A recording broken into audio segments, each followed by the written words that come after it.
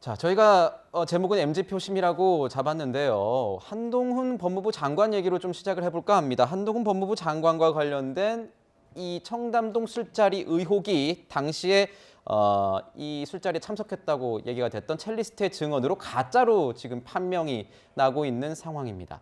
이런 상황에서 입지가 줄어들 것만 같은 건 김의겸 대변인일 것 같은데 그렇지가 않은 것 같습니다. 김의겸 대변인, 아직도 국회의원으로서 할 이야기는 했다, 할 말 했다 이런 입장이거든요. 저희가 그 입장 듣고 분석 이어가겠습니다.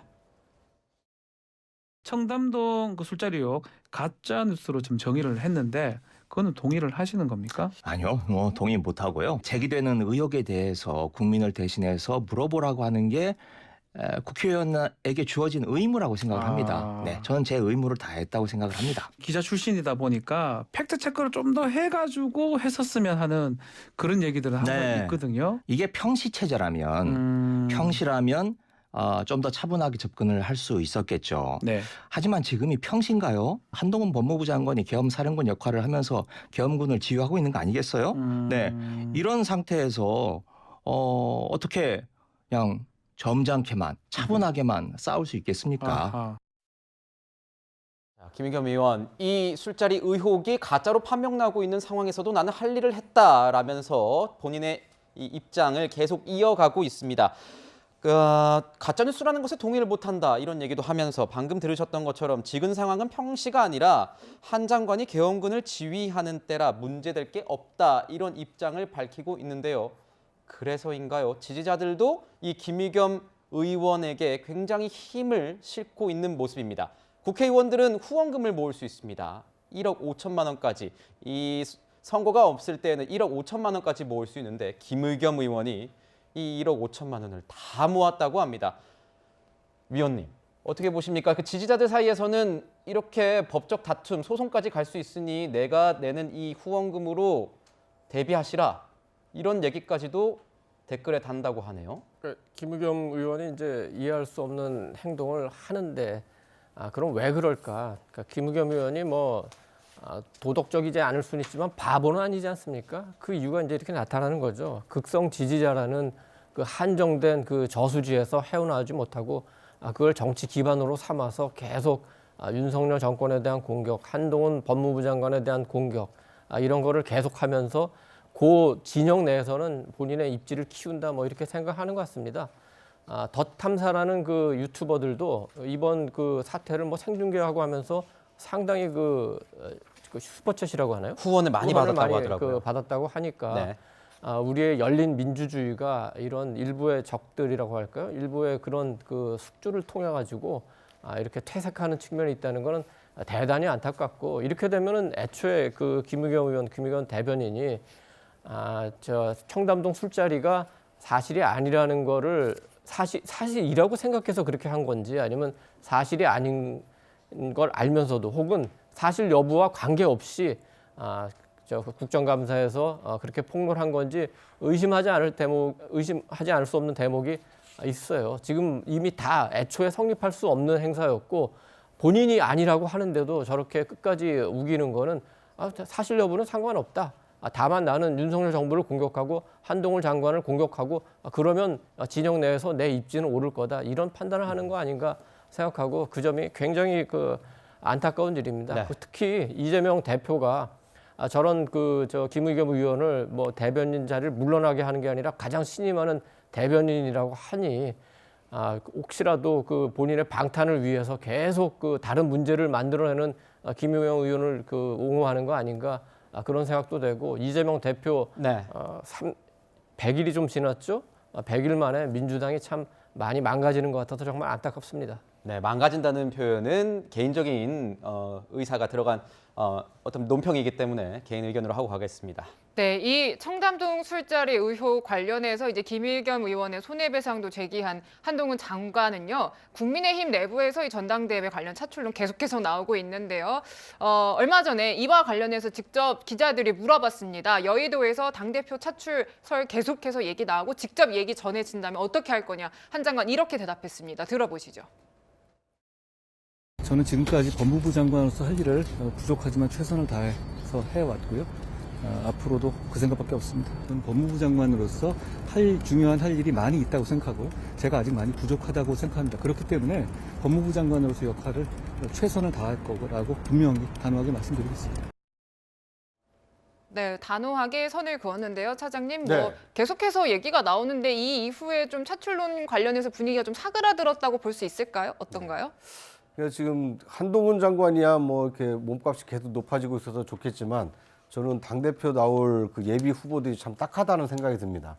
그러니까 그분들은 지금 전혀 MZ 소구력도 없고 당대표로서 이 당을 이끌 만한 제목이다. 이렇게 지금 주목을 못 받고 있는 상황 아닙니까? 자꾸 한동훈 할수록 차기 당대표에 나설 당대표들의 후보들의 입지가 지금 줄어들고 있기 때문에 이건 전체적으로 보면 국민의힘에게도 그렇게 플러스는 아닐 것으로 보여집니다. 네. 네. 이제 문제는 이준석 전 대표를 이제 어떻게 보면 징계한 이후에 지금 대안이 부재하고 있기 때문에 그러니까 누가 이준석 전 대표처럼 MZ 세대의 어떤 지지를 끌어모아서 국민의힘의 전체적인 지지를 끌어올릴 것이냐. 그래서 내후년 총선 승리 가능성을 높일 것이냐. 이거에 대한 비전과 어떤 청사진을 제시를 해야 되는데 지금 출마를 염두에 두고 있는 후보들 중에 어느 누구도 MZ 세대의 마음을 사로잡지 못하고 있기 때문에 계속해서 법무부 장관에 충실하겠다고 하는 한동훈 장관을 자꾸 쳐다보게 되는 상황이 이어지고 있는 것 아닌가 하는 안타까운 생각이 듭니다. 지금 방금도 보셨지만요. 저희가 여론조사 내용을 다시 한번 보겠습니다. 정계 주요 인물 개별 호감도 조사를 했는데 한동훈 법무부 장관이 29, 이 호감이 간다가 29나 나왔습니다. 한동훈 장관의 차출설에 대해서는 윤석열 대통령이 한동훈 장관은 다른 할 일이 있다 이렇게 얘기했다고 저희 기자가 단독으로 보도해드린 바도 있는데 어떻습니까? 이 정도가 된다면 요즘 소위 여권에서 나오고 있는 MZ세대한테 호응을 받고 환영을 받는 대표로서 한동훈 장관의 어떤 차출설 힘을 더 받고 있다고 볼 수 있을까요? 저는 거기에 동의합니다. 차출될 것으로 봐요. 그러니까 지금 24년의 총선이 모든 것을 가르게 되는 장면이 나오거든요. 그런데 윤석열 정부의 입장에서 보면 총선 승리 당연히 해야죠. 근데 또 다른 조건은 뭐냐면 대선 주자가 아니어야만 하고요.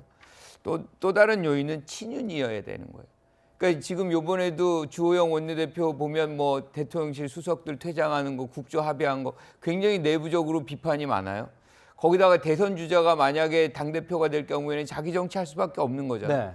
그런 것들이 이 세 가지 조건이 다 맞물려야 되는데 지금 거론되고 계신 분들이 여기를 충족시켜주는 분들이 지금 안 나오고 있거든요. 그렇기 때문에 거기에 좀 더 가까이 가 있는 한동훈 장관의 얘기가 계속 나올 수밖에 없는 것이고 여기서 대체제가 안 나오는 한 저는 차출될 것이다 이렇게 봅니다. 네. 네, 이 전당대회가요. 2말 3초로 계속해서 얘기가 나오고 있는데 아무래도 이제 총선 공천권을 지는 지도부의 역할을 하기 때문에 굉장히 많은 지금 당권 주자들이 힘을 쓰고 있는 그런 상황인데요. 친윤계를 중심으로는 이 표심 관련해서 당원 표심이 지금 70%로 되어 있으나 90%까지 늘려야 된다는 목소리도 나오나 봐요. 물론 이제 비윤계로 분류되는 의원들 사이에서는 좀 반발이 있고 이로 인한 잡음도 있는 것 같아요, 위원님.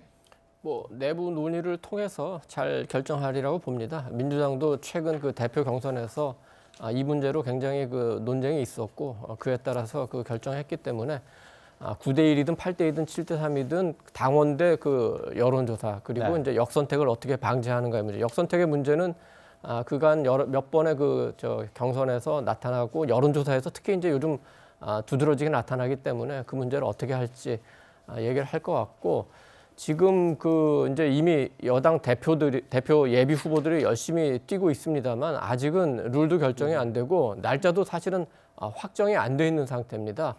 특히 이제 그 야당에서 리더십에 큰 변화가 올 가능성이 있기 때문에 어찌 보면은 그거를 보면서 조금 천천히 할 가능성도 없지는 않아 보입니다. 네, 지금 친윤계에서도 부쩍 움직임이 많아지고 있습니다. 친윤계 좌장으로도 알려졌었던 이 장제원 의원 같은 경우에도요. 요즘 여러 군데에서 모습을 비치고 있는 그런 상황입니다. 왜냐? 이 윤심이 차기 전당대회에서 어느 정도 영향을 미칠 것이냐 여기에 이제 관건이 있기 때문인데 그렇다면 가장 중요한 것 지지도겠죠. 자, 지지율 저희 한번 보겠습니다. 윤석열 대통령 지지율 보시죠. 자, 대통령 국정수행평가 긍정이 41.5, 부정이 56.7입니다. 여론조사 공정에서 한 결과고요. 또 다른 내용 저희가 하나 준비해봤습니다. 잘하고 있다 33, 잘못하고 있다 59, 한국갤럽의 자체 조사 결과입니다. 차장님께 한번 여쭤보겠습니다. 네. 지금 보면 화물연대 파업 100기 투항 관련된 내용이 이제 수행 여기 평가에는 의지만 들어갔지만 아직 그 결과에 대해서는 네. 반영이 안 됐기 때문에 좀 더 올라갈 수 있을 것이다. 이런 얘기도 나오는데 어떻게 네. 보십니까? 뭐 그 국민의 뜻을 제가 이렇게 넘겨짚는 것이 옳은 일인지는 모르겠습니다만 저는 아마 조금 더 올라갈 수도 있지 않을까라고 생각을 합니다. 왜냐하면 윤석열 대통령을 선택한 국민의 그 마음 속에는 법과 원칙이 바로 선 사회를 좀 만들어달라. 공정과 상식이 통하는 나라를 좀 만들어달라. 이제 이런 요구가 있었거든요. 그런데 지금까지 윤석열 대통령이 윤석열 다음을 보여주지를 못했기 때문에 지지율이 좀 하락한 측면이 있습니다. 그런데 이번 화물연대 파업의 경우에는 상당히 원칙, 법과 원칙에 충실한 이 강단 있는 모습을 보여줬기 때문에 윤석열 대통령을 선택한 국민의 마음을 사게 하는 어떤 통치 행위가 나왔기 때문에 저는 조금 더 지지율이 상승할 수도 있다. 이렇게 조심스럽게 예상을 해봅니다. 네, 국민의힘 전당대회가 점점 가까워져 오면서 이제 대통령 지지율까지 저희가 함께 살펴봤고요. 네 분 말씀은 여기서 마무리하도록 하겠습니다. 감사합니다.